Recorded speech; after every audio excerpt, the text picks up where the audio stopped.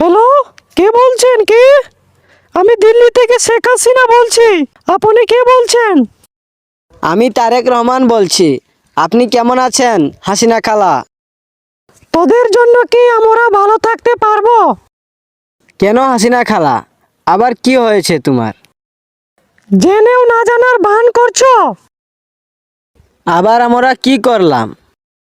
তোমাদের জন্য আমাকে পথে নামতে হলো। বাংলাদেশের জন্য কি না করলাম। এই বাংলাদেশকে ডিজিটাল বাংলাদেশ বানালাম। এত বড় পদ্মা সেতু, মেট্রো, ঘরে ঘরে বিদ্যুৎ, আরো অনেক কিছু করলাম, কিন্তু জনগণ সেটা বুঝলো না। সেটা তো বুঝলাম হাসিনা খালা, আপনি যে এত উন্নয়ন করেছেন তা তো জনগণ দেখেছে। আপনাকে যদি কোনো জালে না ফাঁসাই, আমরা কি ভোটে অংশগ্রহণ করতে পারবো?